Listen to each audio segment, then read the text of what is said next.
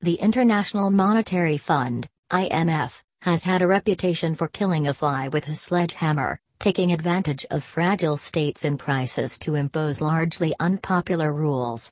Its actions have direct impact on citizens' pockets, such as deregulation, austerity and job cuts, and exchange rate devaluations. For over 2 decades now, the global lender has tried to redeem its image with indications that it would not impose sanctions that would hurt social well-being of states, or so we thought. Apparently, IMF has been lying quietly watching as the Kenyan government digs itself into a financial hole, but the scissor-wielding bank has finally found an opportunity to pounce. Latching on to Kenya's failure to reverse an interest-capping legislation and taming its expenditure, the IMF has found a chance to push the government into slashing its expenditure in a fashion that might be reminiscent of the draconian structural adjustment programs, SAPs, implemented in 1980s and 1990s. Liberalisation SAPs left in their wake a graveyard of state agencies. Millions of Kenyans were left without livelihoods as IMF and its sister Bretton Woods institution, the World Bank, ruthlessly pushed through a raft of policies aimed at trade liberalization. Most developing countries have never forgiven IMF and the World Bank for this. And Kenya now finds itself in an almost helpless situation where it has to aggressively cut its spending, probably send a few workers home as a result, and broaden its tax base through a series of IMF-backed reforms in what economists call fiscal consolidation. Over the years, IMF has been crafting this sole plan in complex lingo for National Treasury officials, only fearful that it would attract criticism because of its brutal past. The Treasury swallowed the soft approach and acknowledged IMF policies in boardrooms but largely ignored the recommendations in practice. IMF was under no impression that this would go on forever, especially since the government was increasing its budget deficit, promising mega projects to Kenyans that would lead to even more borrowing. Last year, while the country was in the political storm and extremely fragile, IMF decided to withdraw $1.5 billion, $150 billion, standby credit facility, a crucial kitty that has contributed to keeping Kenya's shilling stable. The withdrawal was, however, not announced as the bank probably feared being seen to try influencing the country's political process. But this month they decided to come out and take the battle to Treasury's door. IMF country representative Mr Mikkelsen told news site Bloomberg that it withdrew Kenya's access to the standby loan in June since adjustments that were needed to meet the targets were insufficient and follow-up discussions on the review were postponed due to the long election period. The timing coincided with Treasury Cabinet Secretary Henry Rottish's tour of America and Europe seeking $200 billion through a sovereign bond, and helped spark public outrage against the borrowing, while opening up fears that the shilling was now vulnerable. Oil prices, Kenya's biggest imports component in value and a threat to the shilling, which have stayed low since 2014, are now gaining ground with oil-producing and exporting countries, OPEC, bullish that it would hit $70 a barrel. It desperately needs the IMF facility to redeem itself at a time it has dug itself into a refinancing circus. The ratings downgrade also came at a time the IMF is discussing renewal of the credit facility and could give the bank a bargaining chip to force its tough policies, which the government might now be forced to undertake. The first thing IMF wants to get rid of is the interest rate cap, a populist policy that has turned into a poison pill. The government has been dragging its feet in removing it since the economy is still growing and it would be politically used against it, but the IMF will hear none of it. The interest rate cap, which most poor Kenyans had hoped would help them against greedy commercial banks who charge them rates as high as 30%, has to go as a condition for Kenya's continued access to the precautionary credit facility. This was confirmed by IMF resident Representative Mr Mikkelsen when he appeared before a committee of the National Assembly. That program expires in March.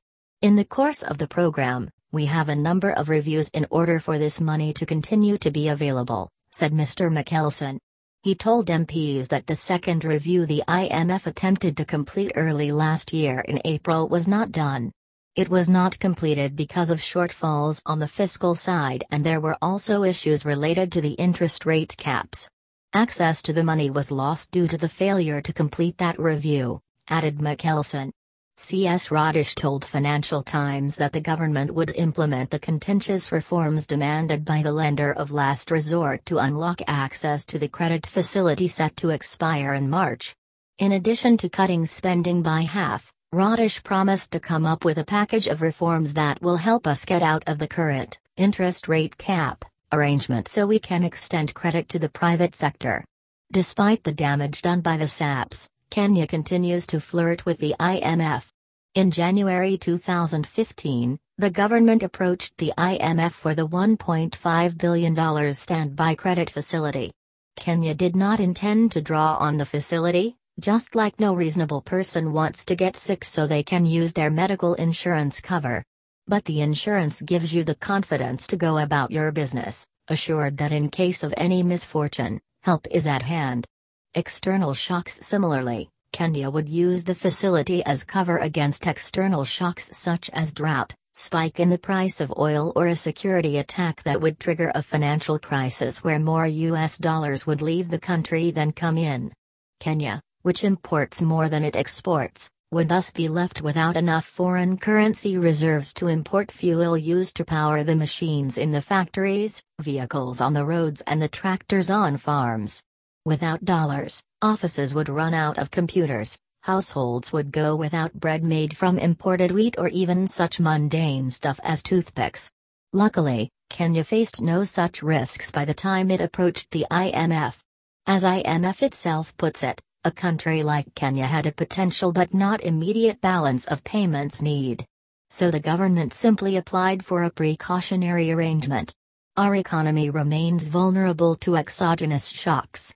Kenya's growing financial integration in global markets, while creating new financing opportunities, has increased vulnerabilities to shifts in investors' risk perceptions, said Radish and the then central bank governor Njuguna Ndung'u in a letter to IMF President Christine Lagarde. That was around the time there were frequent attacks by al-Shabaab, with European governments advising their citizens against visiting Kenya. Tourism, one of the country's main foreign exchange earners, was battered. The incidence of security threats and international terrorism affecting our country, and the increasing frequency of weather-related shocks, represent additional challenges, the officials added. IMF agreed to the precautionary arrangement, but with conditions. Tough conditions. After all, every lender wants to be sure that the borrower has the ability to repay a loan. And the government agreed to each of them. First, it promised to narrow its fiscal deficit, the difference between the money it spends and the money it generates in taxes, to below 4% of gross domestic product, GDP. It would also get more people into the tax net, remove most of the tax reliefs such as on maize flour, milk, bread and cooking oil, and also find a way of taxing the informal sector. Consistent with our commitments to meet the EMU convergence criteria on fiscal deficit and debt targets, we intend to adopt additional revenue-raising measures that would allow us to reduce gradually the overall fiscal deficit to about 4% of GDP by 2018-19, the government said. Our fiscal anchor is to maintain gross public debt below 45% of GDP in present value terms, which is below the EMU convergence criterion of 50%. The government promised to always ensure that 30% of its expenditure went to development activities including building roads, railways and energy projects. Recurrent expenditure, such as salaries and administrative costs, would take up the remaining 70%. This will be pursued in particular by containing the wage bill, said the letter. The government said it had put in place a hiring freeze for the, except for priority sectors such as education, health and security. It was also in the process of finalizing a staff rationalization and remuneration policy. Wage bill specifically, based on recent biometric staff audits, by in March 2015, we will complete a report on personnel audits including a time-bound action plan for the national and county governments aimed at rationalizing personnel to avoid overlapping positions, it said. The government, it seems, did not think the pledges would be difficult to achieve. After all, a year before, President Uhuru Kenyatta had kicked off a serious discussion on the wage bill. While unveiling a national dialogue on the public wage bill, he noted that the growth in public sector wage bill is unsustainable and unacceptable. He is reported to have ordered all the civil servants to accept a pay cut or go home. The president and his deputy William Ruto led the way by announcing that they would take a 20% pay cut while cabinet and principal secretaries would take a 10% cut.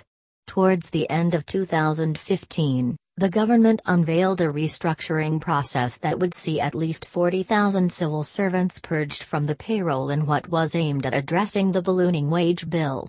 Through the then devolution Cabinet Secretary Anway Iguru, an attempt was made to get rid of ghost workers from the books of the national and the 47 county governments.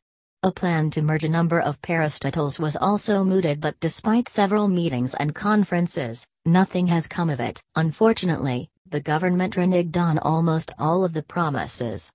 In the 2016-17 financial year, the fiscal deficit stood at 8.9%. And Treasury projects it to fall to 7.2% in the financial year ending June 2018.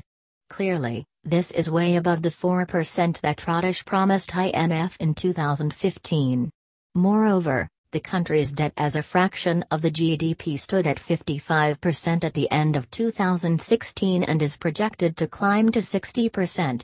In other words, Kenya has been snapping up debts faster than the rate at which it has been producing goods and services. As such, most of what Kenya produces goes into repayment of debts and interest and principals. Borrow more, and with Kenya getting less earnings from its exports, it is forced to go back into the international market to borrow more to repay its dollar debts, such as the Eurobond of 2014. This development started worrying IMF. It kept reminding Kenya that it could do something about its increasing debt levels.